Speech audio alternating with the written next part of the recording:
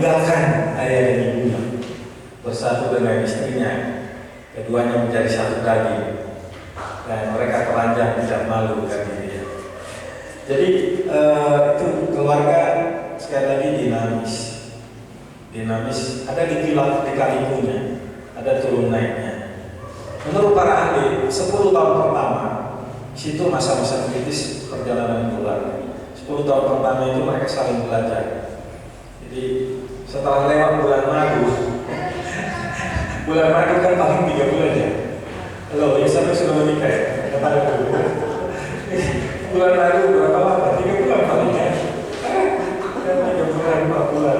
Terus sudah itu muncullah perbedaan bersama satu sama lain. Jadi mereka menyesuaikan diri. Menyesuaikan diri dalam apa? Urusan dompet, uang nomor 1, terutama masalah uang. Siapa yang pegang puro, dompet. Itu selalu persoalan keluarga. Sampai mereka bisa menyesuaikan diri. Dompetmu, dompetku, atau dompet kita. Itu ya. Jadi saya sebelum masuk menikah sama istri, kami berundingan dulu. Sebelum masuk pernikahan, kita rundingan dulu. Siapa yang pegang dompet? Siapa yang ambil keputusan? Karena keuangan itu menjadi sangat penting. Ya. Dan bagaimana bisa saling percaya masalah keuangan? Nah, banyak keluarga berantakan karena masalah keuangan, nggak percaya satu sama lain. Kan tragis juga melihat ada istri tiap hari minta sama suaminya, Pak, untuk gula hari ini, cabai, kopi, katanya. Ngeri kali ya hidup itu ya. Jadi saya bilang nggak baik itu, nggak baik itu. Udah percayakan aja sama istri. Ya, kalau saya menyarankan percayakan sama istri, tapi minta saya butuh ini. Di kantor saya harus ada ini. Ya, jadi itu penting sekali. Karena keuangan selalu menjadi pemicu masalah.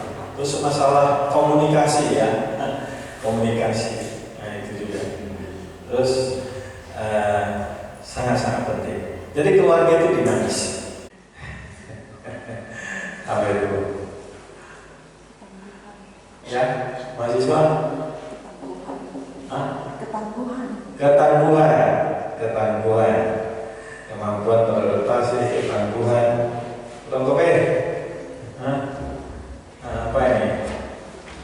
Gambar apa ini? Lampu artinya apa? Terang, bercahaya. Orang resilience, bercahaya. Ini kayak ini ya, sekrup yang kuat ya. Kalau ini ototnya ya, resiliensi. Terus ini apa? Apa itu? Progresif. Ya, jadi artinya berkemajuan walaupun menghadapi tantangan. Oke, menarik sekali. Resiliensi. Kemudian kita lihat lagi. Resiliensi ini banyak di situ. Nggak tahu apakah terlalu jelas atau kurang jelas. Resiliensi banyak yang saya ambil dari ilustrasi di Google. Banyak istilah resiliensi. Resiliensi adalah kemampuan untuk beradaptasi dari sudah betul.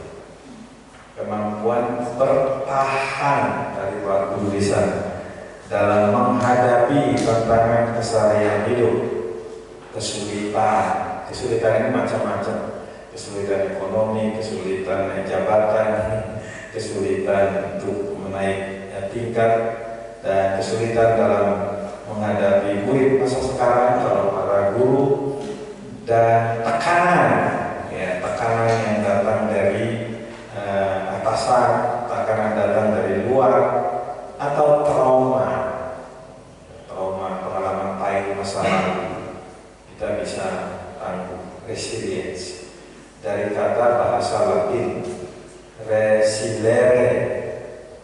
resilere berarti apapun yang terjadi bangkit lagi, mengulung saya. Ya kayak yang tadi itu ya, ini kayak ini hidup lagi dia gitu ya, hidup lagi dia, tangguh dia. punya otot lagi dia kuat. Apapun yang terjadi terus dia progresif, dan pergesekan pun dia tetap tahu. Cuman pertanyaannya, bagaimana kita supaya bisa tahu? Saya kembali ke topik kita. Kita membutuhkan hikmat Tuhan Yesus. Ya, modal yang penting, pengetahuan yang penting. Tapi kalau Tuhan tidak menolong kita, ya sulit juga ya. Apalagi itu ketangguhan di dalam hati. Nah, itu sangat diperlukan Roh Tuhan. Jadi resiliensi melibatkan berbagai aspek. Resiliensi itu resiliensi mental, kreatif, selalu cari akal, bukan mengakal-akali, mencari akal, mencari strategi mental. Jadi kalau mentalnya mau resiliensi, berarti dia rajin belajar, kan gitu ya. Kalau mahasiswa supaya resiliensi berarti mentalnya harus kuat, rajin, panggilannya untuk masuk seminari, sekolah teologi bagus.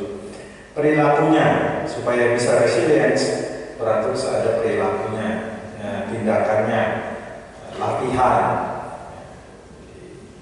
Guru yang resilience berarti terus-menerus mengerjakan tugasnya. Murid yang resilience, mahasiswa yang resilience berarti dia terus tangguh, dia belajar gitu. Dan juga menyangkut masalah emosi. Nah, ini penting sekali.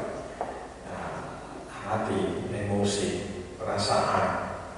Dan orang yang resilience memiliki kemampuan untuk mengelola diri sendiri.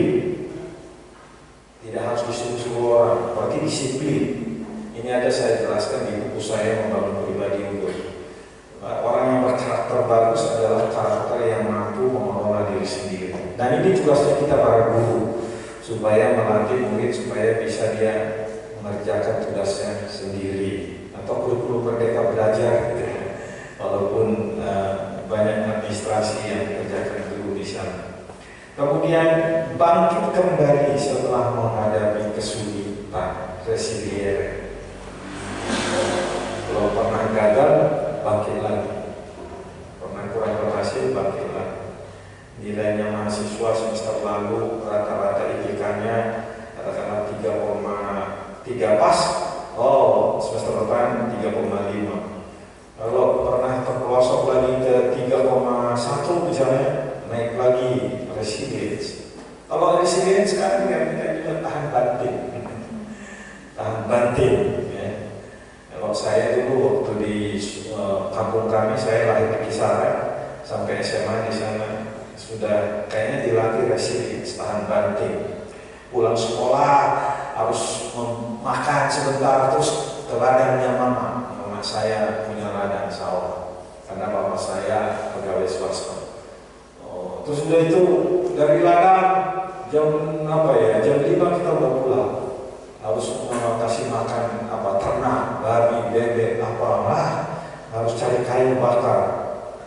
Padahal saya SMP SMA dari kampung itu ke kota itu naik sepeda 17-18 km naik sepeda, pulang pergi berarti 35-36 km, tahan banting. Lalu yang menarik lagi adalah waktu saya SMA kelas 2, saya bercita-cita, kalau teman-teman kan di kampung tamat SMA mau gitu ya, kawinlah gitu ya. Kalau saya nggak mau, jadi saya sudah dilatih resilience.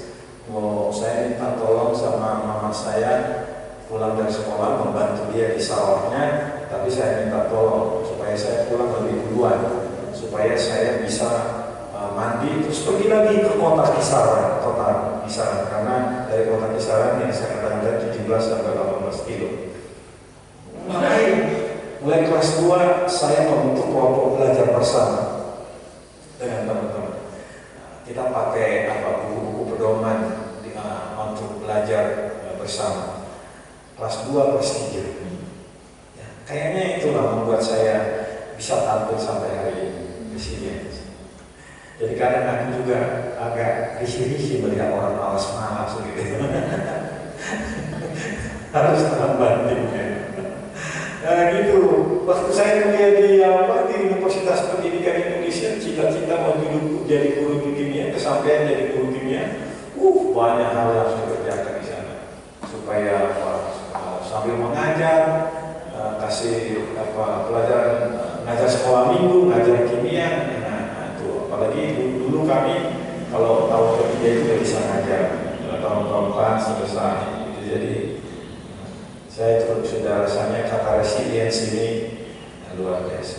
Di sini banyak kata resilience yang bisa sebagai resilience ini ada juga apa itu orang yang resilience mencintai dirinya, you like yourself. Lalu tadi adaptasi, yes, berani mengatakan tidak untuk sesuatu yang tidak prioritas. Tak sudah siuluan, kan gitu ya. Harus berani mengatakan tidak, saya sini. Terus kalau Anda sudah senang, ini cocok, go for it. Ayo lanjutkan. Terus talk about it, bicarakan dengan orang, bersemangat, gitu ya. Saya memang bersemangat, yang ceramah tadi pagi itu semangat saya, gitu ya. Terus try something new, lakukan sesuatu yang baru, mencoba yang baru. Guru yang resilience mencoba metode baru, mencoba cara baru. Take the bad with the good. Jadi hadapi yang buruk dengan yang baik. Jangan membalas kejahatan dengan kejahatan, atau kalau jelek jangan yang jelek. Terus kemudian kalau ada masalah izinkan, relax, let go. Jadi kalau ada sesuatu yang tidak bisa kita tackle dan buikinio, ya bina luar. Bahasa Batak ini ya. Gak bisa kita tunggal selamanya, ya sudah. Kemudian buat tujuan-tujuan hidup, dan kemudian selalu apa? Selalu fresh, olahraga, kuat, istirahat, harus ada keseimbangan. As for it, health. Di sini adalah begini.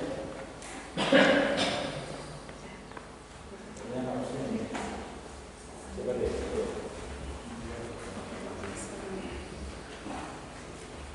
Terus kemudian di sini adalah mencari pertolongan. Ask for help. Ya. Orang yang resilient supaya bisa menghadapi, cari pertolongan. Pertolongan teman, pertolongan mentor, pertolongan guru, dan lain sebagainya.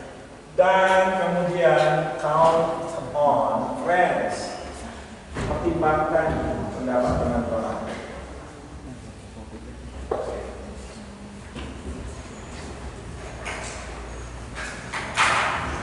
Mana dari sini yang ada tambahan atau ada jelas atau ada sesuatu yang mau ditambahkan?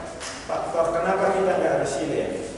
Apa yang membuat kita nggak resilient? Kira-kira apa? Kesedihan. Hah? Kesedihan. Kesedihan. Sadness. Kesedihan. Kesedihannya berlama-lama. Kalau sedih jangan lama-lama. Apalagi faktor lain membuat kita nggak resilient. Apa? Ketakutan. Ketakutan gagal, ketakutan berhasil. Loneliness, merasa sendiri. Kesepian. Loneliness. Kemudian sadness. Ada lagi. Minder. Mental tadi, emosi ya. Minder. Terus apa? Dengar kere. Itu juga berproses. Gak ada efek. Juga lah, maju. Bisa cari cara, cari beasiswa atau apa gitu ya. Cari. Terus apa lagi? Yang utamanya internal dari dalam sebenarnya resiliensi. Tapi apa faktor membuat kita ada resiliensi?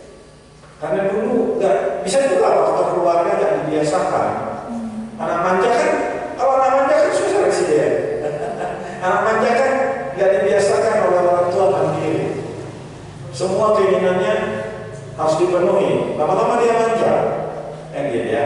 Bukan mandi jarang, manja itu. Artinya adalah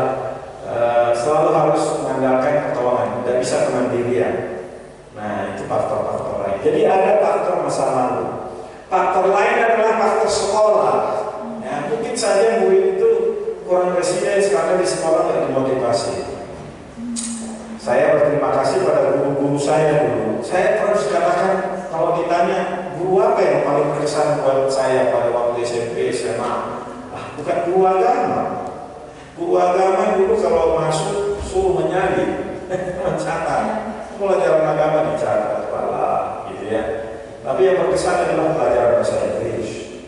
Itu gurunya telling the stories. Dia baca tapi dia stories itu yang the cat and the dog, gitu ya, cerita. Nah, pernah saya SMA kelas 2 kursus bahasa Inggris dengan orang India di kota Kisaran. Kami sama-sama. Wah, kursus kami itu mulai dari jam 7 sampai jam 9 malam. Wah, enak sekali dia menjelaskannya itu. Tonight, katanya, bukan tonight, this evening we will go for shopping. Terus dia cerita shopping, istilah shopping, bargaining, purchasing, how much, what is the price, semua dengan shopping. Terus barang-barang yang mau dibeli, jadi bisa kita langsung dapat pembelajaran. Jadi faktor sekolah, faktor guru. Jadi kalau kita mau membuat orang lain resilience, kita juga harus menjadi penolong. Bagaimana caranya saya membantu resiliensi orang lain? Jangan-jangan saya penyebab orang lain kurang berkembang dalam resiliensi. Ini juga pemikiran. Ya, Bapak Ibu, guru ya, teman-teman sekalian. Nah, saya masuk kepada topik pendidik. Saya masuk pendidiknya itu pendidik Kristen, bukan pendidik biasa ya. Pendidik Kristen. Pendidik Kristen bagi saya bisa kita artikan itu guru Pak ya, guru Pak. Tapi guru mata pelajaran non Pak juga saya kira orang Kristen. Kemudian tenaga kependidikan juga adalah pendidik, walaupun dia profesinya tenaga kependidikan. Pendidik yang menganut iman Kristen itu juga pendidik Kristen, ya. Pendidik yang menganut iman Kristen. Lalu kita lihat lagi adalah pendidik yang berpusatkan kepada Allah Tritunggal. Itu bagi saya batasannya pendidik yang beragama Kristen. Bapa, Tuhan Yesus, Roh Kudus. Dan berikut adalah, ini penting sekali. Pendidik Kristen bagi saya adalah pendidik yang memandang pekerjaannya sebagai karunia Allah. Ada dasar di Alkitab. Roma 12 ayat 6 sampai 8, di situ ada kata karunia mengajar. Jika karunia itu untuk mengajar, baiklah dia mengajar. Jika karunia itu untuk melayani, baiklah dia melayani. Jadi saya sangat punya keyakinan dan pemahaman bahwa guru Kristen adalah guru yang memahami panggilannya sebagai guru itu adalah karunia dari Allah.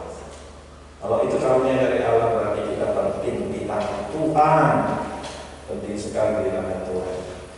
Terus kemudian 1 Korintus pasal 12, di situ ada kata banyak karunia, tapi salah satu karunia itu adalah karunia mengajar, karunia hikmat, karunia pengetahuan.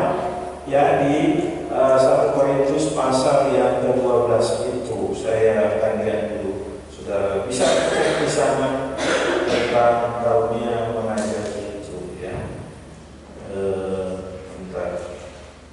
Oke, 12 ayat 7 sampai dengan ayat yang ke-11. Ada karunia pengetahuan. Para guru kan diberi karunia pengetahuan walaupun melalui pendidikan, rajin belajar dan seterusnya. Ya, ini karunia yang diberikan oleh Tuhan. Dan Efesus 4 ayat 11 juga berbicara di situ karunia guru dan gembala. Ini lebih spesifik lagi, ada penyebutan kata guru.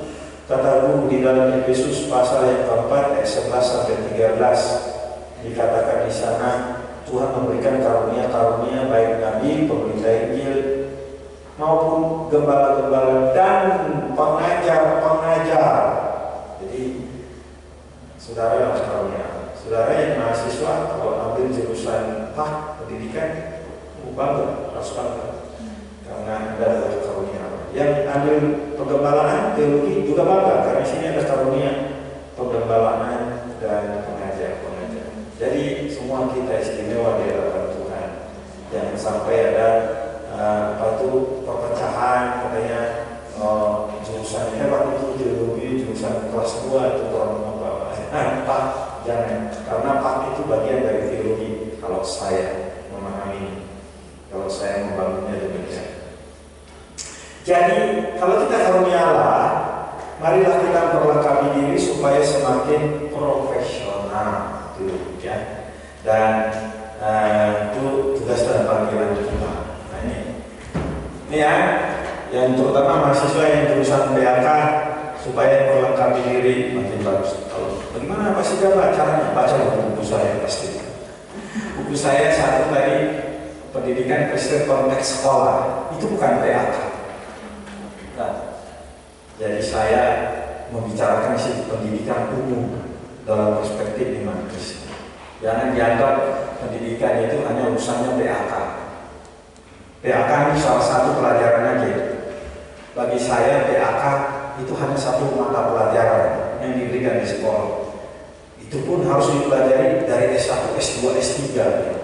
Kenapa namanya nggak pendidikan Kristen, disiplin ilmu itu gitu ya? Karena PAK itu hanya mata bagian dari kurikulum. Kalau saya lihat. Baik, kenapa kita harus resilience? Harus resilience karena tantangan guru itu banyak sekali tantangan guru. Guru berhadapan dengan komponen banyak. Guru itu menghadapi proses ya. Ada mahasiswa, ada siswa. Ibu guru mendidik siswa 3 tahun, SMP, SMA 3 tahun supaya lulus. Mahasiswa seperti Anda 4, 4,5, 5 tahun supaya lulus. Mahasiswa baru, siswa baru lalu menjadi alumni di sini spiritualitas, ya. Tetapi apa yang terjadi? Yang terjadi adalah bahwa tantangan kita begitu banyak. Tantangan di bawah yang mempengaruhi pendidikan. Tantangan pertama, tantangan di atas dulu. Tantangan di atas mempengaruhi pendidikan. Tenaga guru. Guru yang profesional, tenaga kependidikan yang bagus, administrasi itu mempengaruhi proses pendidikan. Administrasi yang terjadi di dalamnya mempengaruhi. Terus apa lagi? Kurikulum yang digunakan mempengaruhi proses pendidikan. Komponen lain apa lagi? Duit, efek ini anggaran, ya. Ini anggaran. Ya, oke. Terus apa lagi? Sarana prasarana, tempat belajar, nyaman tidak, sarana prasarana, memadai tidak, itu juga mempengaruhi proses pendidikan. Jadi proses pendidikan di atas ini banyak, khususnya para guru. Kalau kedua SDD pasti inilah yang dimulai ya, tenaga dosen, administrasi, kurikulum, anggaran, sarana prasarana, seperti kampus kita, tempat kita belajar. Bapak-bapak ibu guru juga pasti itu juga diingat.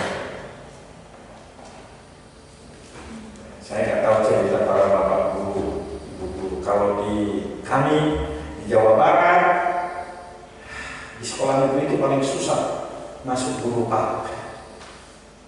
Kalau ada pun guru pak masuk itu tenaga sukarelawan. Dan ada sekolah negeri yang menutup diri, ada sekolah negeri yang membuka, tapi seringkali lokasi kelas untuk dapat belajar tidak menyenangkan, disuruh pindah-pindah. Kadang hari ini misalnya hari Jumat. Kalau di Jawa Barat, terutama saya di kota Kabupaten Bandung Barat dan Cimahi sangat sulit masuk. Jadi harus ada volunteer untuk mengajar agama di sekolah. Makanya kalau di sini saya kira Bapak bisa dari PNS dan semua, waduh puji Tuhan. Tantangan luar yang mempengaruhi pendidikan, kenapa kita harus resilience? Faktor sosial budaya. Kalau di sini di daerah Bapak, saya kira nggak seperti yang dihadapi orang di Jawa Barat. Di Jawa Barat, anak-anak belajar agama aja udah diledek-ledek, diejek-ejek sama temannya, karena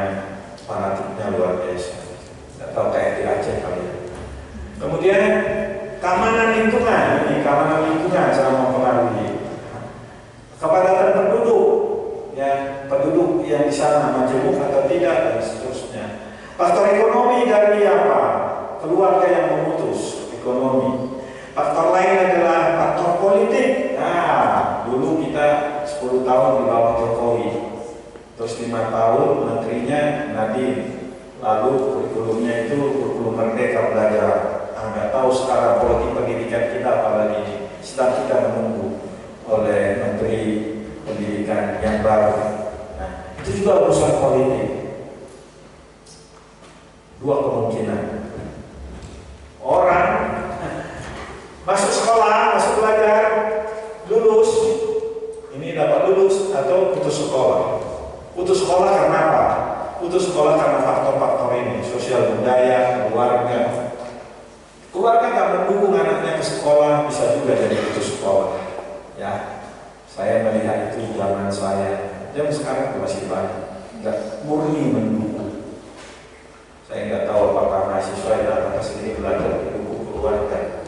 Kalau didukung keluarga berarti bagus sekali. Ya, itu membuat tingkat resiliensinya tinggi karena didukung oleh keluarga. Jadi kenapa kita membutuhkan resiliensi adalah karena guru berhadapan dengan banyak faktor. Jangan hanya kurikulum, bukan. Ada banyak faktor lain. Faktor pembelajaran, faktor politik, faktor tuntutan adat, tradisi. Kita terutama yang paksara dengan banyak adat tradisi, karena tuntutan itu kadang-kadang kita tidak punya waktu banyak untuk belajar mengembangkan sisi-sisi akademik kita. Sibuklah gitu ya. Dan kemudian faktor spiritualitas dan kesehatan pribadi, resiliensi. Melihat ini Bapak Ibu sekalian, ada lagi faktor lain kan? Ada lagi faktor lain yang mempengaruhi pendidikan selain ini. Bagaimana kalau di lokasi itu ada perang? Itu juga mempengaruhi pendidikan. Syukurlah tidak ada perang di Indonesia. Kalau perang seperti di Gaza, Israel, bagaimana pendidikan bisa masuk di sini? Bisa bertahan. Ada faktor lain tidak? Ada? Apa?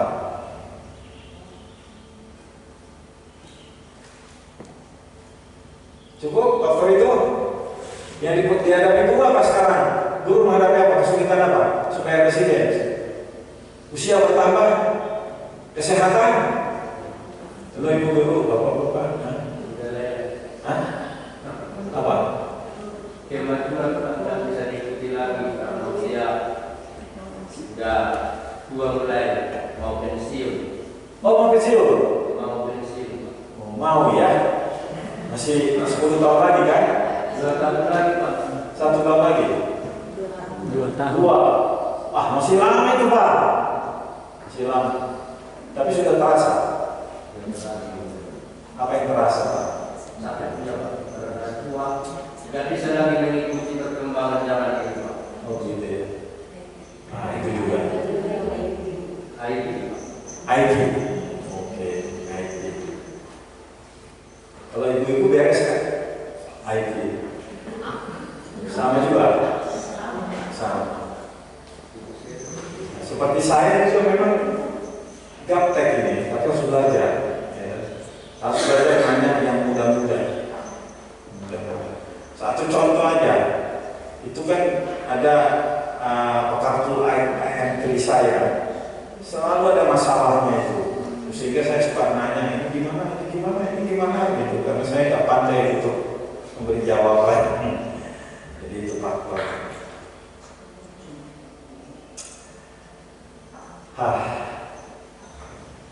Dari sini ada tambahan apa? Oh sini muda-muda ya kebanyakan anak mahasiswa, sini juga mahasiswa. Gak ada masalah ya. Kalian punya masalah tidak? Jangan takut, nggak apa-apa dengan para dosennya. Ada? Hah? Apa masalah?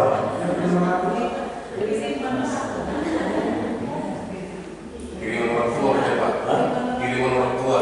Oh, kiriman orang tua. Ya, bisa juga.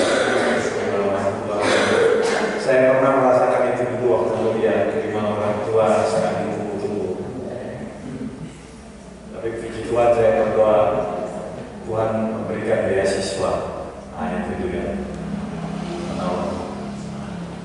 Terus apa lagi? Oh, pacar. Yang muda-muda. Residensi untuk belajar Quran.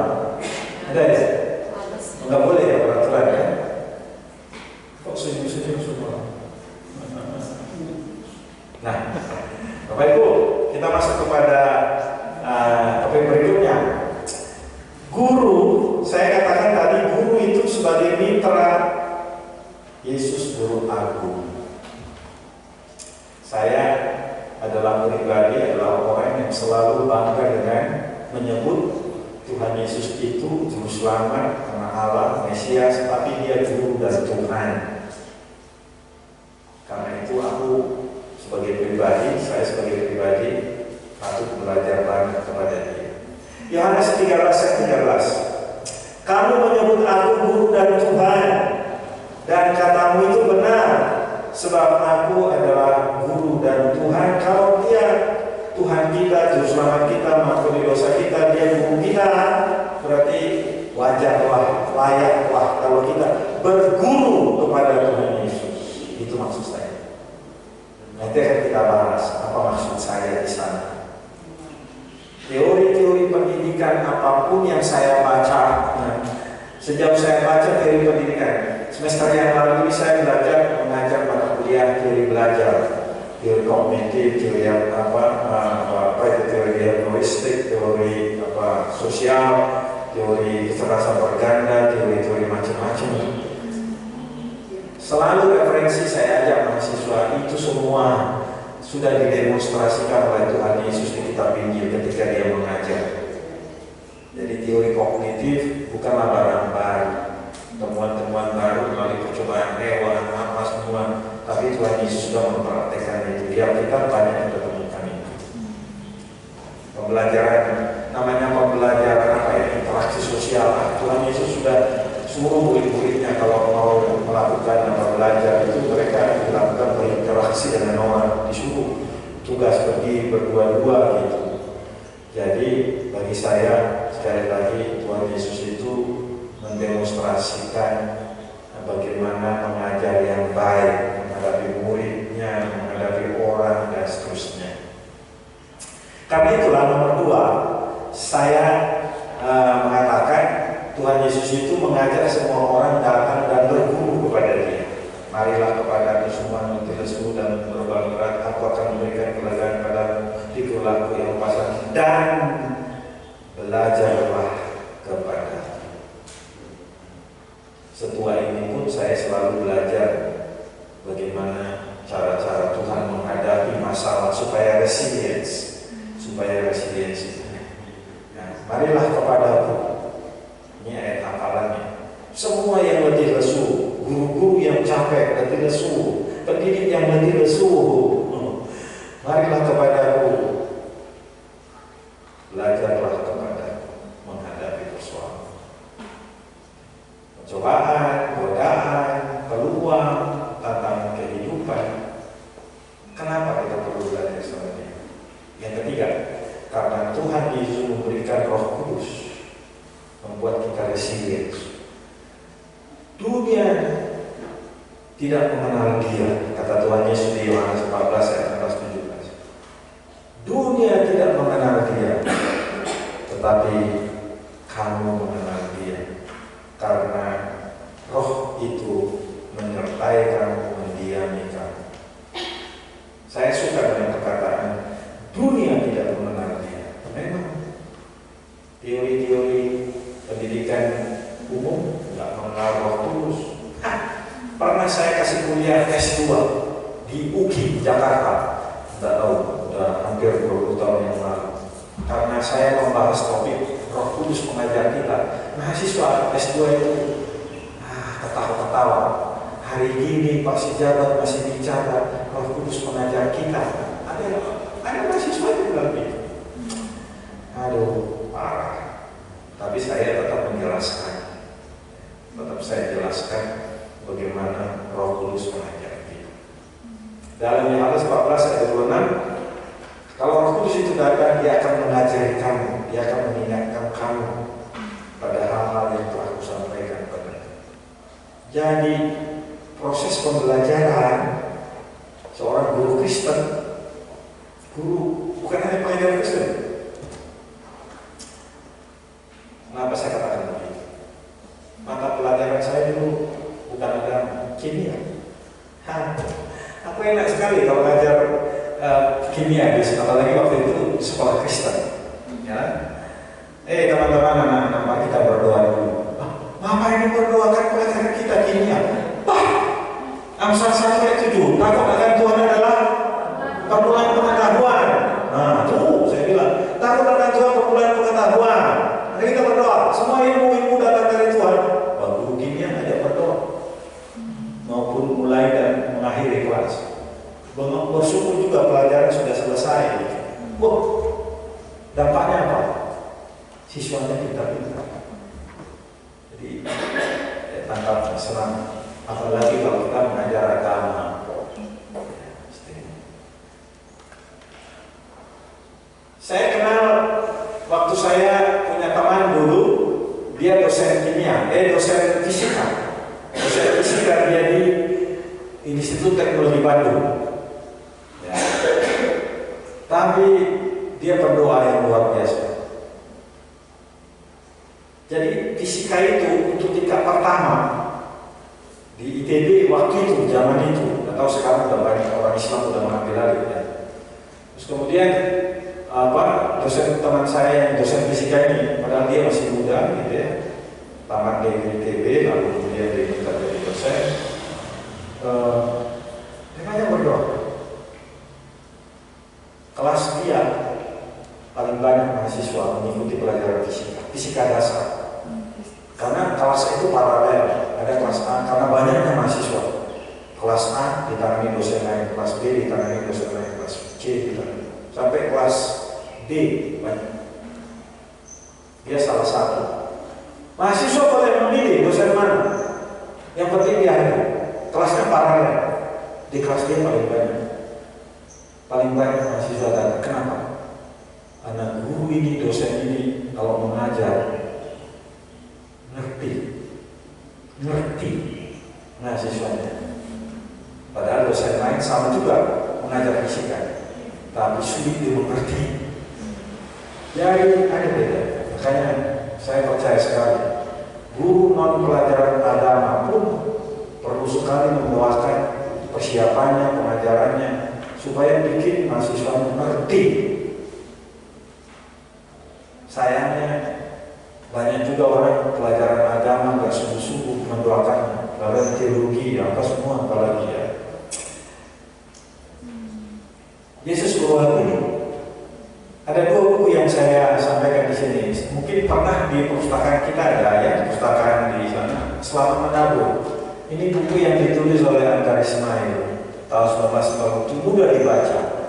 Kalau saya mengajar mata kuliah profesi keguruan, mahasiswa saya wajib membaca buku ini. Sederhana kan, tapi menggugah pikiran. Mahasiswa nanti bisa cek perpustakaannya. Kalau yang satu ini bahasa Inggris memang belum terjemahkan. Jack Seymour mengatakan teaching the way of Jesus. Kalau kita mengajar sebagai pendidik Kristen, patutlah kita meneladani Tuhan Yesus. Banyak lagi buku-buku yang mengajak orang belajar dari keguruan Tuhan Yesus. Di perpustakaan kita mungkin ada buku ini. Ya, buku ini mungkin ada. Yesus Bulan. Ini bagus. Kalau ibu-ibu, bapak-bapak mau menambah update pengetahuan, buku ini bagus. Dia mengatakan 8 faktor kenapa Yesus cocok sebagai guru agama. Pertama, dia mengajar berotoritas. Matius 7:8-9. Dia mengajar dengan penuh wibawa, tidak seperti ahli-ahli Taurat. Matius 7:8, saudara bisa periksa. Terus kedua, dia hadapi muridnya dengan beragam karakter. Setiap murid itu ada karakternya. Petrus, karakternya Yudas, karakternya ada murid di situ yang temperamental, namanya Yakobus dan Yohanes, dari antara 12 murid. Tapi Tuhan Yesus mengajar mereka. Kalau kita tahu karakteristik murid-murid Tuhan Yesus, ada murid yang introvert, ada murid yang ekstrovert. Coba lihat karakter murid Tuhan Yesus di Matius 18. Mari kita buka dulu sebentar Matius 18. Lihat ya, Matius 18. Di situ menunjukkan karakter para murid itu, mereka bertengkar satu sama lain, padahal orang-orang dewasa. Iya, itulah. Di situ Matius pasal yang ke-18. Bertengkar mereka sampai Tuhan Yesus harus datang melerai mereka, mengamankan. Pada waktu itu datanglah murid itu berkata, mereka bersatu dalam kerajaan surga. Mereka mempertengkarkan itu. Siapa yang paling hebat dari kita? Jadi, siapa yang paling hebat? Siapa yang juara di antara kita? Kalau mahasiswa, siapa yang IPK-nya lebih hebat dari kita? Itu murid-murid ini. Tuhan Yesus kemudian memberi pertanyaan. Nomor 3, Tuhan Yesus kalau mengajar dia punya tujuan. Itu sebabnya guru-guru kalau mengajar harus bikin persiapan tujuan belajarnya apa, tujuan pengajaran ini apa. Ya. Nomor 4, dia punya prinsip kerja dalam mengajar, kompetensi pedagogiknya tinggi sekali. Banyak cerita Tuhan Yesus. Perumpamaan Tuhan Yesus paling banyak di kitab ini menunjukkan bahwa dia adalah pengajar yang sangat baik. Coba aja kalau Anda pernah membaca Nikodemus Yohanes pasal 3, itu dialog tingkat tinggi, seorang sosok Yesus mengajar murid yang cerdas, dialognya hebat banget. Yohanes pasal 3 menghadapi murid yang cerdas. Jangan mengalah. Kalau ada murid pun cerdas, pelajari Tuhan Yesus dihadapi. Nomor 6, susunan pengajarannya kreatif.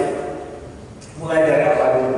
Kalau Tuhan Yesus bikin cerita, ya coba dulu kita lihat apa ceritanya Tuhan Yesus di dalam Matius Lukas pasal 10. Saudara bersama dengan saya, itu kreatif sekali Tuhan Yesus membuat cerita. Dimulai dengan apa gitu? Dimulai dengan apa? Ya, Yohanes pasal 10 ayat yang orang Samaria yang murah hati. Orang Samaria yang murah hati kita tahu karena orang Samaria itu ahli Taurat bertanya sama Tuhan. Ayat 25, Guru, apa yang harus diperbuat untuk memperoleh hidup yang kekal? Terus Tuhan Yesus menjawabnya, emangnya apa yang tertulis dalam kitab suci? Kau sudah baca belum? Oh sudah. Jawab orang itu, kasihlah Tuhan Allahmu dengan segenap hatimu, dengan segenap jiwamu, segenap perbuatanmu, dan akal budimu. Kasihlah sama manusia beriman. Terjadi dialog. Sang guru Yesus bertanya jawab. Nah, sini kan langsung kita tahu metode tanya jawab dipakai Tuhan Yesus. Terus ayat 28, Tuhan Yesus menghargai muridnya. Kalau jawaban murid itu benar, dihargai Tuhan Yesus. Jawaban itu benar, perbuatan demikian. Nah, ini yang jurusan PAK. Kalau muridmu benar, hargai dia. Kamu hebat itu. Nah, Yesus juga mengatakan, kamu hebat, jawabanmu benar. Itu guru yang resilience. 29.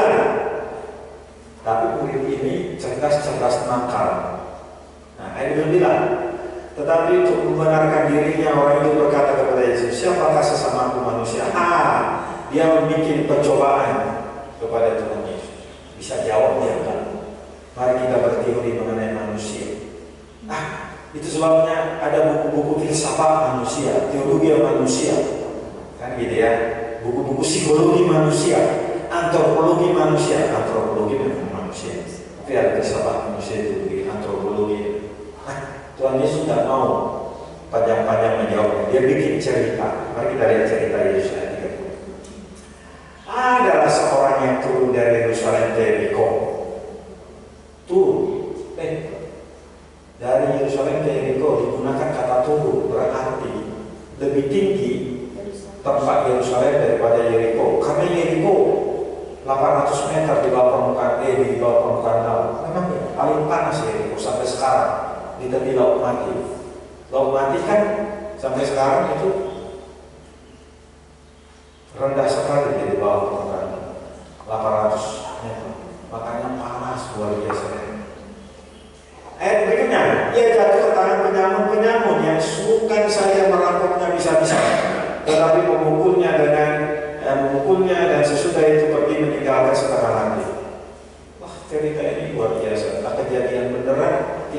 tahu. Tapi itulah Tuhan Yesus kasih cerita. Bisa jadi ini benar. Karena Tuhan Yesus pasti nggak ngomong-ngomong bohong. Karena dia bercerita. Wah, keren ini apa? Tragis kehidupan penyamun ini. Bukan, pedagang ini. Tragis. Dirampok. Terus penyamunnya nggak satu. Ayat 30, jatuh ke tangan penyamun. Penyamunnya nggak satu, banyak. Majemuk plural. Terus kata kerja yang menggunakan menjelaskan situasi yang dirampok, merampoknya bukan setengah-setengah, habis-habisan. Berarti habis hartanya, nggak disisakan. Berikut, bukan hanya hartanya habis, dipukulnya. Tragis berikutnya, meninggalkannya satu orang mati. Dan ada di daerah satu orang dari ya. Apakah Tuhan Yesus membuat cerita ini hiperbole? I don't know. Tapi ini luar biasa Tuhan Yesus bercerita. Kata-katanya itu luar biasa, membangkitkan perenungan. Ayat 31 mulai dari cerita begini. Kebetulan katanya ada seorang imam turun seorang dari jabal itu. Ia melihat orang itu, tapi ia melewatinya dari seberang jauh. Imam. Kalau dengar kata imam berarti orang Yahudi. Orang dengar kata imam pasti dia tahu hukum Taurat. Pasti dia tahu kasihlah sama manusia. Pasti dia tahu ajaran apa. Dengan mendengar kata imam pasti sudah biasa mengajarkan kasih. Tapi lewat. Ayat yang kedua, datanglah seorang Lewi ke tempat ketika itu dilewatin lagi. Ia melihat orang itu dari seberang jalan lewat lagi. Keren ini Tuhan kita mengajar lagi. Dihadirkannya imam, dihadirkannya orang Lewi, semua dua kelompok petugas agama. Orang Lewi kan orang pilihan yang mengerjakan tugas-tugas keagamaan orang Yahudi. Peralatan-peralatan baik Allah ibadah dirawat oleh orang Lewi. Makanya orang Lewi dalam perjanjian lama nggak dapat hak warisan. Mereka di mana-mana ada karena untuk urusin ibadah-ibadah. Nah, mari kita lihat 34. Dua-duanya lewat. Ayat 33 datanglah seorang Samaria. Tadi imam, sekarang Lewi. Sekarang tiba-tiba Yesus bikin cerita lain. Apa cerita ini Bapak? Dihadirkannya orang Samaria. Orang Samaria beda dengan orang Lewi dan imam. Gak lewat ya. Kalau tadi ayat 31 melewati, ayat 32 melewati. Sekarang Samaria itu gak ada kata melewati. Dan ada kata lewat mana. Dan ayat 34, 33 langsung dikasih tahu orang Samaria itu. Pertama melihat orang itu tergerak hatinya belas kasihan, turun dia membalut lukanya, menyiraminya dengan minyak dan anggur. Terus kata kerja berikutnya menaikkan orang itu ke keledainya. Terus kata kerja berikutnya membawa dia ke penginapan. Kata kerja berikutnya merawat dia. Kata kerja berikutnya menitipkannya sekali. Saya pikir itulah kehebatan Yesus dalam mengajar. Susunan pengajarannya keren dari awal sampai akhir. Klimaksnya ayat 36. Ayat 37 klimaksnya. Maka orang itu Yesus bertanya kepada orang ahli Taurat itu, siapakah di antara ketiga orang ini menurut pendapat adalah sesama manusia dari yang jatuh itu? Karena ahli Taurat tadi nanya siapa sesama manusia. Sekarang Tuhan Yesus dengan cerita itu langsung dia bilang, siapa sesama manusia bagi orang itu? Orang itu berjawab begini, dia juga. Orang yang telah menunjukkan belas kasihan kepada kami. Oh, kau tahu jawabannya. Kalau begitu, pergilah dan berbuatlah demikian. Wah, buat puasa luar biasa. Ini bisa diambil cuplikan-cuplikan gagasan metodologi mengajar, teknik mengajar yang saya tunjukkan lagi. Bapak, kita perlu belajar kepada hikmat Tuhan Yesus. Saya tunjukin lagi. Saya perlu memperkaya mahasiswa yang ada di sini. Senang sekali. Supaya mahasiswa bisa belajar banyak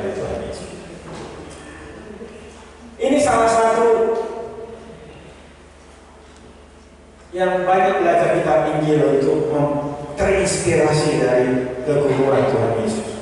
Namanya Suster Regina Alfonso, wanita Katolik. Dia guru PAUD. Setelah guru PAUD pindah ke guru sekolah dasar, ke sekolah menengah, sampai kepada perguruan tinggi 25 tahun. Apa yang mempesona Regina Alfonso belajar dari Tuhan Yesus? Dia bilang begini, Tuhan Yesus itu bagi Regina Alfonso memberikan inspirasi bagaimana kalau saya guru punya murid, saya garis bawahi, bagaimana kalau saya guru mempunyai murid nomor 1, murid yang sangat aktif.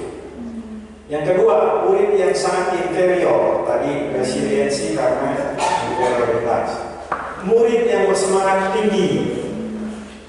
Bagaimana kalau saya guru, ada murid saya yang putus asa? Bagaimana kalau saya guru, ada murid saya dipermalukan teman-temannya? Bagaimana kalau saya guru, punya murid pandai sandiwara? Bagaimana kalau saya guru, murid saya orangnya gigih, setia? Bagaimana kalau saya guru, murid saya itu biasa-biasa prestasinya? Bagaimana kalau saya guru, murid saya itu cerdas? Tadi sudah kita bahas Nikodemus. Bagaimana kalau saya guru, ada murid saya serakah seperti Sakeus? Inilah sebabnya pendidikan yang diajarkan Tuhan Yesus berlaku untuk siapapun. Mau dia guru PAK, mau dia guru kimia, menghadapi murid yang macam-macam. Ada murid kayak Petrus yang spontan, banyak ngomong, langsung ngomong Petrus itu. Ada murid yang interiornya tinggi kayak orang kusta. Dia interior, dia nyembah-nyembah. Ya kan? Bagaimana kalau dia murid kita itu bersemangat tinggi kayak pemuda yang kaya, pasal 19 Matius? Guru, katanya, wah, dia menjelaskan keinginannya, pendapatnya, berapi-api.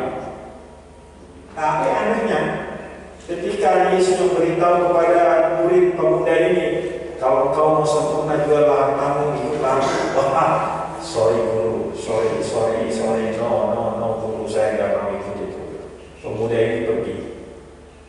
Gimana kalau Anda dosen, mahasiswamu kayak gitu, memuji gurunya, dikasih tahu gurunya gini, nggak mau Pak, sorry, saya nggak mau ikut ini. Bagaimana kalau ada guru menghadapi perempuan yang seperti yang Yohanes tampan ini, murid yang dibully oleh teman-temannya? Sekarang ini banyak, zaman ini bullying banyak, murid-murid itu dibully oleh temannya. Di sini juga sama, Yohanes 8 saya ganti itu istilah perempuan ini dibully. Bersalah dia memang, tapi diperejek-ejek terus, dibully. Tuhan Yesus yang menolong dia. Bagaimana kalau kita punya muridnya itu pandai sandiwara, pintar luar biasa, tapi menutupi moralnya yang jelek? Nah, banyak seperti itu. Pandai gurunya kamu hebat, tapi ada ditutupi oleh kayak orang Samaria yang wanita Samaria yang menutupi juga. Itu sebabnya resiliensi tadi adalah kecerdasan, keterampilan, ketangguhan. Kita dapat sumbernya dari Tuhan Yesus. Saya menggunakan slide ini bukan hanya di sini, di berbagai tempat. Kalau saya kasih ceramah kepada guru-guru, mau guru IPA, mau guru apa saja, pokoknya sejauh guru Kristen, ayo kita belajar dari Tuhan Yesus. Mereka senang ngomongnya. Oh begitu Pak? Iyalah. Bukan berarti kalau Anda guru matematik belajar dari cara Yesus mengajar matematik. Bukan. Pokoknya dari cara dia menghadapi murid. Ada murid kayak gini, ada murid kayak gini, ada muridmu kayak gini, kayak gini. Karena di kelas adalah politik, strategi, bagaimana menolong berbagai macam murid yang punya karakteristik. Itulah kegagalan guru.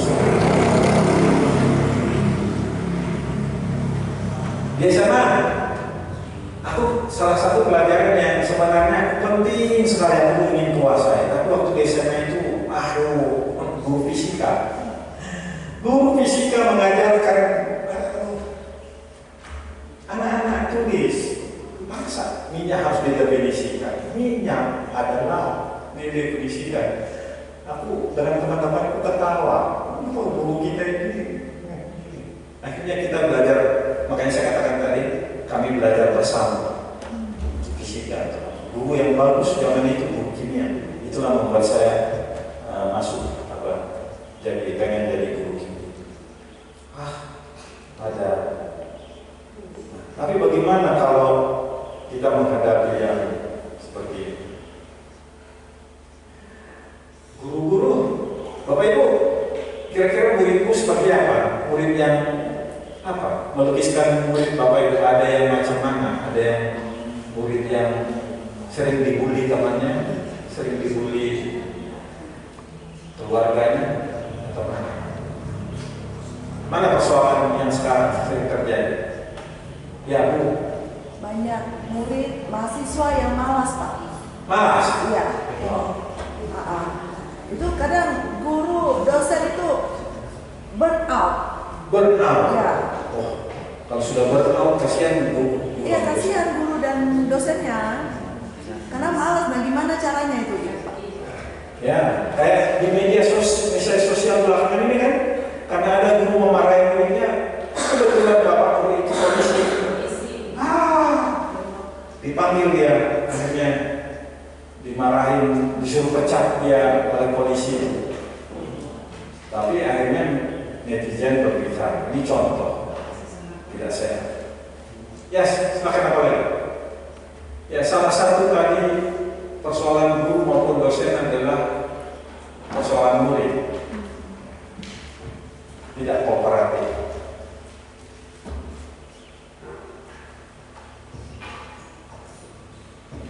Saya sudah guru lama, jadi saya sudah paham lah karakter dari orang.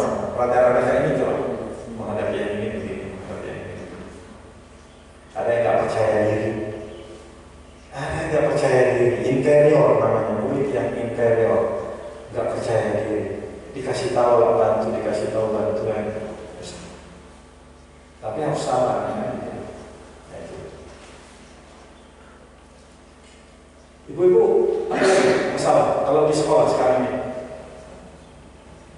Seperti apa karakter murid sekarang? Aku mau belajar dari Bapak Ibu. Malas? Malas kerjaan saya. Mungkin dari terlalu banyak kan? Enggak. Oh, itu musuh kita adalah ini ya. Resilience. Bagaimana caranya Ibu mengatasi?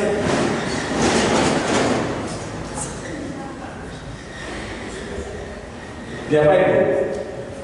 Dia cara. Nggak boleh juga ngancam ya, nanti dipolisikan ya. Terus gimana? Diapain caranya? Dibuat pembinaan. HP-nya? HP-nya di rumah Pak. Oh, disuruh jangan dibawa. HP-nya kalau orang tuanya supaya anaknya diperhatikan kalau malam hari jangan kasih HP. Oh, jadi kalau kerjasama sama orang tua. Berhasil? Itu berhasil Bu? Mahasiswa ini SD Pak. Ini anak sekolah dasar ini SD. Oh, SD. Bisa semangatnya di komunitas. Kalau mahasiswa gimana? Kalau lulus kasih solusi mahasiswa gimana? Supaya dosennya nggak burn out. Apa caranya? Loh, mahasiswa.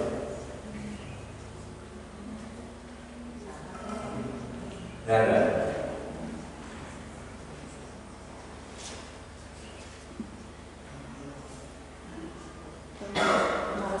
juga mahasiswa. Ya, Malas jawab. malas jawab. Ya. Oke.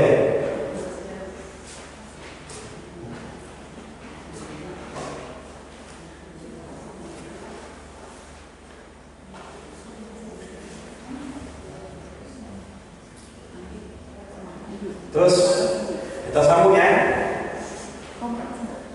Masih ada yang mau saya menyampaikan dari sini sebelah kiri saya?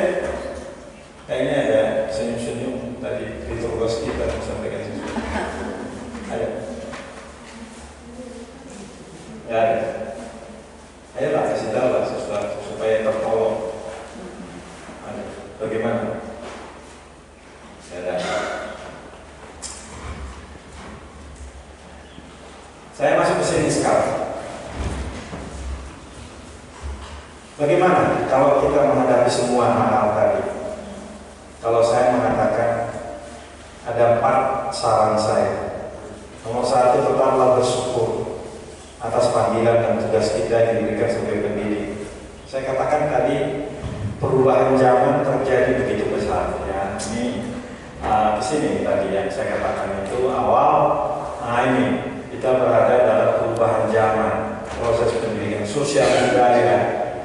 Sosial budaya kita itu mempengaruhi kita perubahan zaman sekarang.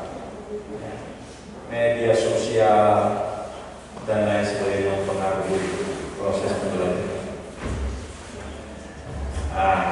Jadi kita harus oke. Nah ini sekarang. Bersyukurlah atas panggilan dan tugas yang diberikan sebagai pendidik, guru dan tenaga kependidikan. Zaman boleh berubah, tapi buat saya menolong saudara untuk tetap bersyukur. Apa boleh buat? Kita tidak bisa memang memungkiri terjadi perubahan zaman.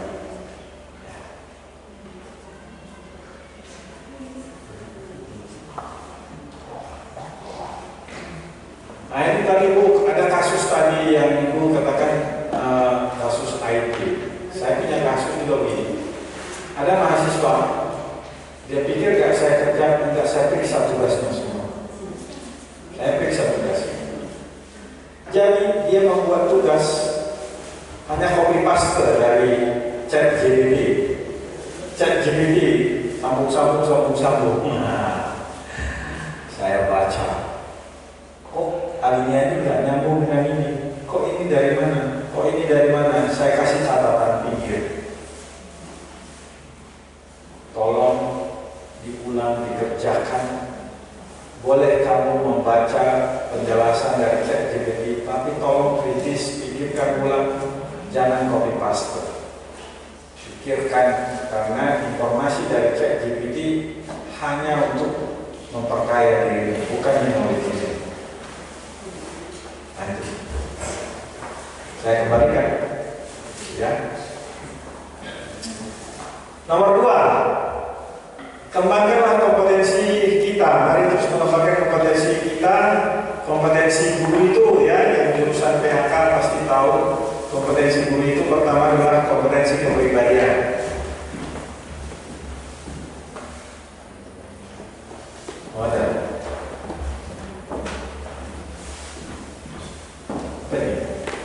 Tanya jawab. Oke, tanya jawab. Nanti sebentar. Saya bukan tanya jawab, siapanya? Karena ini sedikit lagi. Siapa? Lanjut Pak. Lanjut. Satu lanjut Pak. Oke. Yang kembangkan kompetensi kepribadian, menghadapi resiliensi supaya kita resilient, kepribadian kita harus dimatangkan. Di Undang-Undang Guru dan Dosen ada 13 kata kepribadian, terminologi kaitan dengan kompetensi kepribadian: ulet, dewasa, tangguh, kreatif, macam-macam. Beriman. Kompetensi sosial. Kompetensi sosial ini adalah kemampuan bersosialisasi dengan orang tua murid dan juga untuk siswa. Saya senang tadi Ibu mengatakan bekerja sama dengan orang tua murid. Ini adalah bagian dari kompetensi sosial. Ketiga, tidak bisa tidak di zaman teknologi digital. kita harus mengembangkan kompetensi pedagogis kita. Ya, mengajar. Saya mendapat feedback dari mahasiswa yang saya ajar dari belajar, katakan saya ada menulis, kami senang karena kami bisa melihat contoh-contoh YouTube, ya, cuplikan-cuplikan YouTube tentang teori-teori mengajar. Nah, itu menolong sekali bagi saya. Potensi profesional itu dengan cara mengembangkan bidang studi kita, kepakaran kita. Saya sampai ke nomor 3. Jadikanlah tugas mewariskan nilai hidup, iman dan kesetiaan dan spiritualitas yang tangguh kepada anak diri. Jadikanlah itu mewariskan nilai hidup. Jadi tugas kita ini adalah tugas mewariskan nilai hidup. Ya, apa boleh buat, zaman berubah, minat orang berubah. Keempat, kembangkanlah hidup bijak, arif dan berhikmat. Nah, itu tantangan, hadapilah. Kembangkanlah resiliensi dengan tema yang di atas, hikmat dari Tuhan Yesus. Efesus 5 ayat 16 sampai 15-16. Janganlah kamu bodoh, tetapi hendaklah kamu arif. Nah, itu bagus sekali. Ini slide yang hampir terakhir. Bagaimana mengatasi kendala resiliensi? Tadi kita sudah bahas. Ini menarik sekali. Resiliensi kayak gini, banyak tantangan. Rupanya kita harus tolong menolong dan saling menjatuhkan atau apa di sini. Kendala resiliensi adalah kurangnya percaya diri kita. Kedua, lemahnya kemandirian seseorang atau takut menjadi diri mereka sendiri, lalu bergantung kepada orang lain. Nah, itu juga musuh kita. Musuh ketiga, lemahnya inisiatif untuk membangun diri menuju maju. Kalau orang mau resilience, berarti dia harus berinisiatif. Ketiga, keempat, lemahnya kerajinan kita. Jadi kalau mau resilience memang harus kita kembangkan. Nomor 1, kembangkan percaya diri, kemandirian kita, kembangkan inisiatif, giat belajar rajin, dan yang kelima adalah kembangkan penghargaan diri. Oke, ini terakhir di sesi ini terakhir. Saya bacakan aja ya. Nah, sudah mau habis waktunya sendiri. Regina Ambon apa itu ya? Kita adalah makhluk yang rapuh. Namun Tuhan berjanji akan memberikan pertolongan penyertaan karena Tuhan kita itu Immanuel. Jadi nggak ada alasan kita untuk tidak bertahan dalam kehidupan. Resiliensi kita datang dari Tuhan Yesus. Yang kedua, dengan membangun intimasi dengan Tuhan kita seperti pokok anggur yang tinggal dalam anggur pohon ranting tinggal dalam pokoknya, kita dimampukan untuk tetap resilience, tegar, kreatif, memuliakan Allah melalui panggilan sebagai pendidik, sebagai guru, sebagai tenaga pendidikan atau pemerhati pendidikan. Oke, yang saya bisa sampaikan di dalam tema yang kita sudah bawakan, resiliensi pendidik Kristen dalam contoh meneladani Tuhan Yesus Guru Agung. Terima kasih banyak. Kalau ada komentar dari ibu kita. Karena sangat menarik sekali sesi yang kedua ini lah ya. Karena tadi sudah sesi pertama, sesi kedua, nanti setelah tanya jawab kita akan sesi ketiga. Nah, sesi kedua ini ada banyak hal yang menjadi catatan kita secara khusus saya ya. Bagaimana kita berkenalan dengan kata resiliensi. Nah, jadi resiliensi itu singkatnya itu tahan banting gitu ya. Kalau tahan banting itu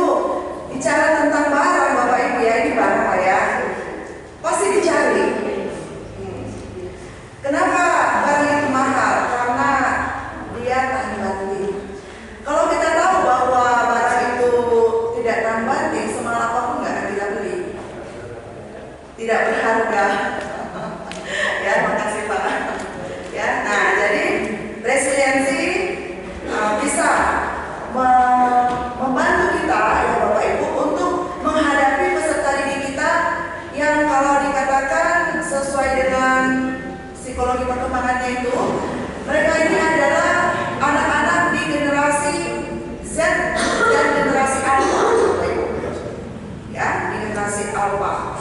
Jadi mereka sangat tinggi, gitu. Mereka sangat tinggi.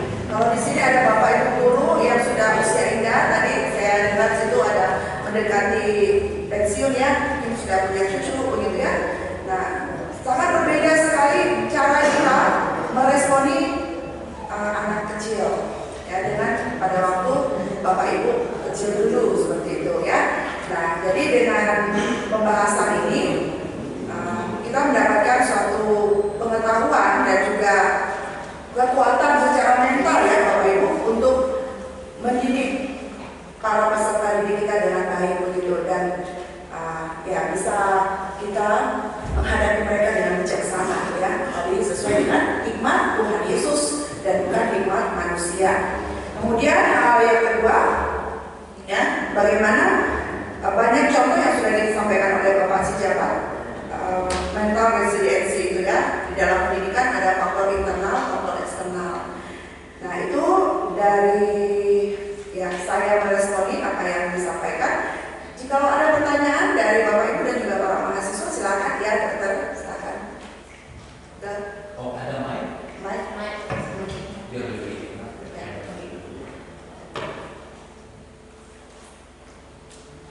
Ada yang lain? Ayo.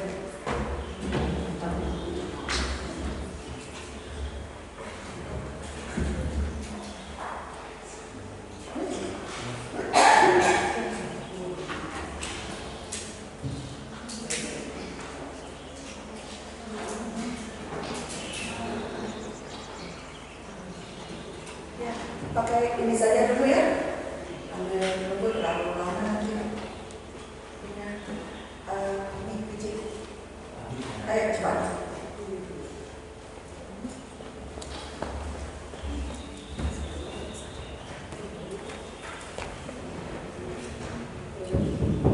Terima kasih Pak Vincent. Saya sangat setuju dengan yang Bapak sampaikan, dan mungkin Bapak lebih mengetahui pendidikan Kristen atau pendidikan agama Kristen spesifiknya. Tentu banyak mengalami tantangan selain dari kurikulum Merdeka.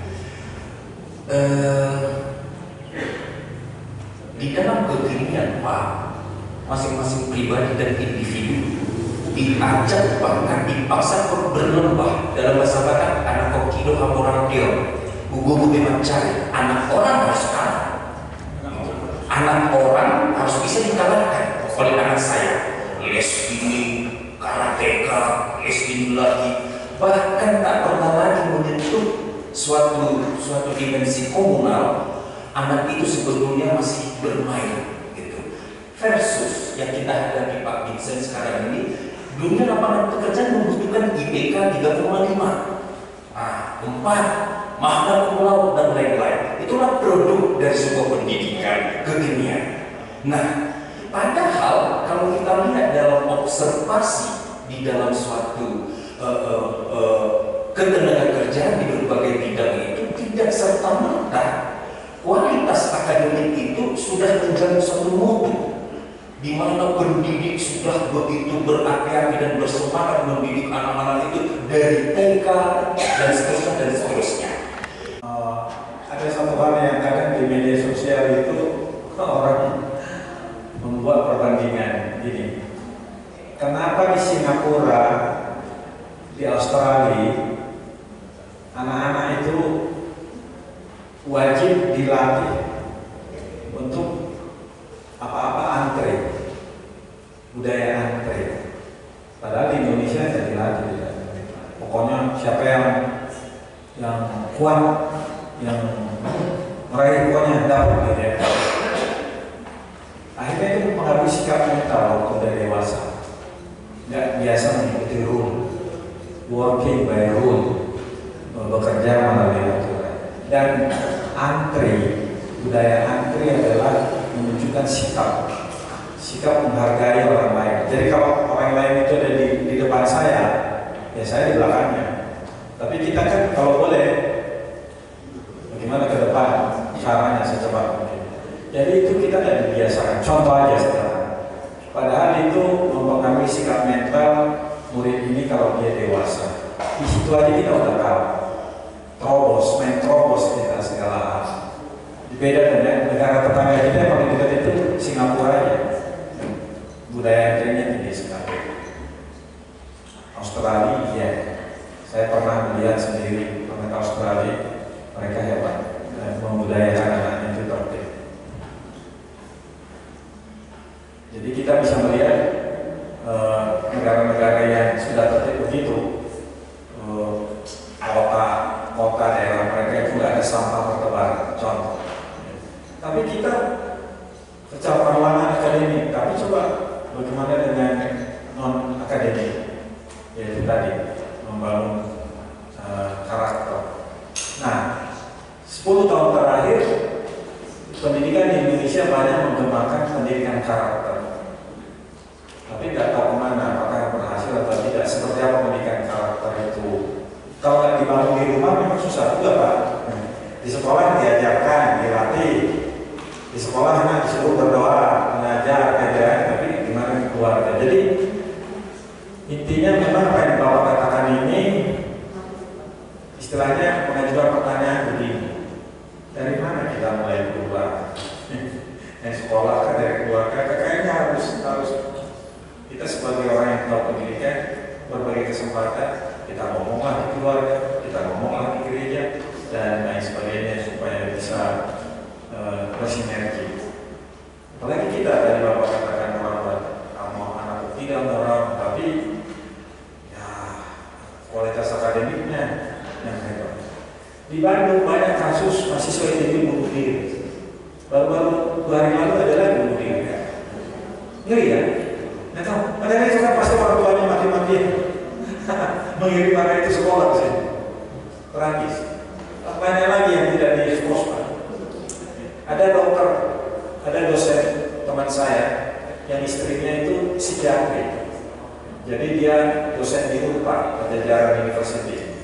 Dia bukan dekan, dia ketua program pasca sarjana bidang psikiatri di Pajajaran. Jadi mereka itu punya dana mempelajari kasus-kasus bunuh diri di Bandung. Mengerikan, Pak. Itu contoh aja ya. Jadi berarti kan ada masalah resiliensi, ya, daya tahan, tidak pandai. Terus yang kasus di Surabaya mungkin 3 bulan lalu ya, di Petra. Nah di Petra, itu karena apa? Hamba Tuhan. Ada apa? Jadi semua kalau kita lihat cara marutnya di mana gitu. Apakah ini kita kalau bisa ada iblis bekerja, tapi tunggu dulu kan gitu ya. Nanti pasti ada sesuatu yang kita lihat. Ada apa di keluarga sekarang? Ada apa dengan sikap mental? Apalagi sekarang. Warning dari Wakil Menteri Pendidikan Tinggi, Kristela. Dia warningnya berulang kali sudah saya dengarkan. Selalu menyatakan pada mahasiswa, pada dosen, jangan percaya ChatGPT mengerjakan tugasmu. Berulang-ulang. Ini bahaya. Jangan. Jadi akhirnya dia meneriakkan kepada dosen, hati-hati memberi tugas kepada mahasiswa. Jangan-jangan kau kasih tugas, tapi nanti tahu-tahu dikerjakan mesin. Bagaimana kita kreatif memberikan tugas, tapi itu original. Boleh sih konsultasi sama ChatGPT, nggak salah, tapi harus kritis bagaimana menggunakan data. Ini tanda besar. Ada sesuatu yang menggelisahkan dunia perguruan tinggi kita, apalagi ke bawahnya. Dan ke bawahnya pendidikan dasar menengah sudah Menteri Pendidikan kita menyuarakan model pembelajaran yang deep learning. Deep learning itu mendalam. Jangan kulit-kulitnya doang, introduksi semua. Introduksi kan pengantar. Enggak mendarat. Enggak deep learning. Deep learning itu 3. Memang betul kalau saya baca bagaimana menggunakan nalar kita belajar, mendalami mindful learning namanya, mind kita belajar menggunakan akal budi kita. Nomor 2 adalah joyful. senang kita pelajari, joy, mendatangkan sukacita. Dan ini juga tugasnya guru PAUD SD, bagaimana membangun sukacita muridnya waktu belajar. Dan senang dia belajar sama gurunya. Aku dulu SD itu menderita. Wali kelasku itu SD itu menakutkan. Karena dia pakai mistar yang gede, menakut-nakuti. Siapa yang bisa jawab, wah gitu. Waduh, saya tertolong, SD saya tertolong waktu saya kelas 5, kelas 6 ada satu guru situa.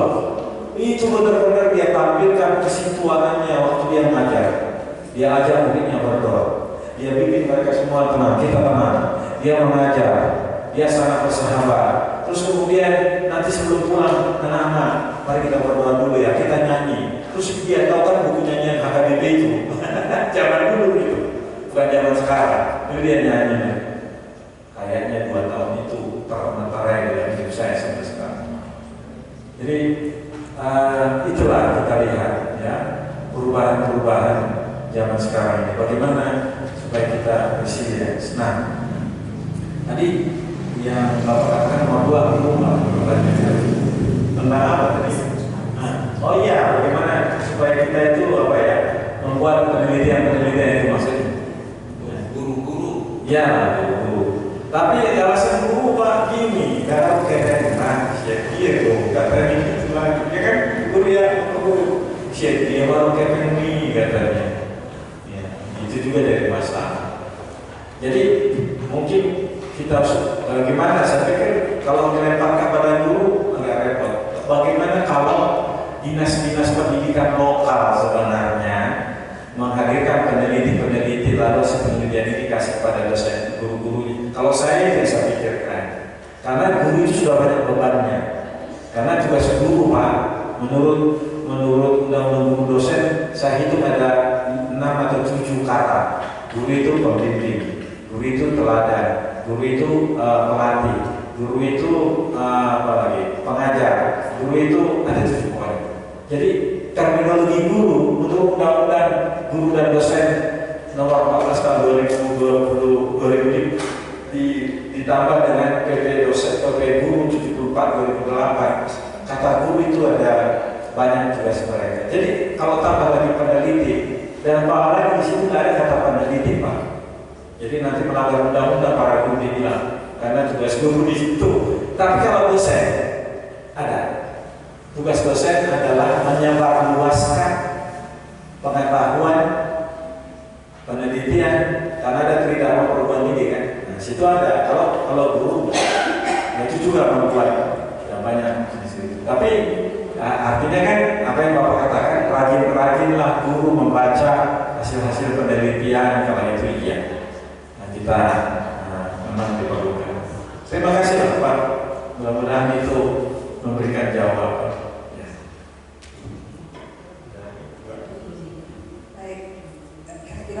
Puas ya Pak ya, dan jawabannya Pak ya. Kalau belum pas nanti setelah acaranya Pak ya. Silakan ada lagi Bapak Ibu yang sebelah sana Ibu Padan, sebelah tengah. Ada pertanyaan?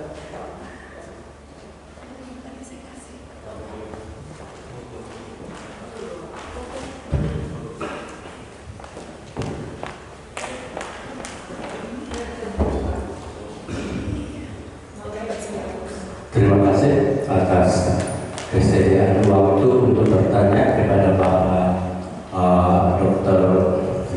S. Sejabat. Yang saya tanyakan Bapak tadi seperti tema memaknai itu tentang hidup dalam terang hikmat Tuhan Yesus.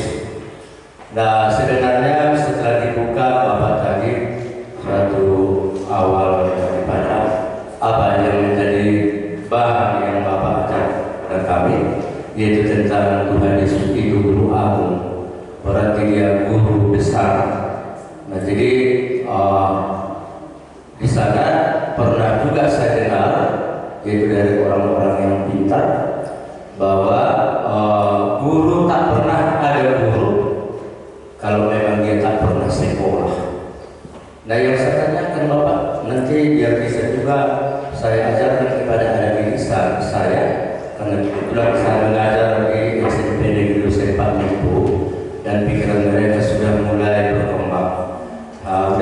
Bapak itu pertanyaannya, yaitu tentang apakah ada guru yang tak pernah sekolah. Nah, seperti Tuhan Yesus sampai dia menyangka itu guru besar. Nah, saya ingin menjelaskan Bapak apakah Tuhan Yesus itu pernah sekolah dan Tuhan Yesus itu apakah tempat sebagai tempat Tuhan Yesus untuk sekolah. Terima kasih Bapak.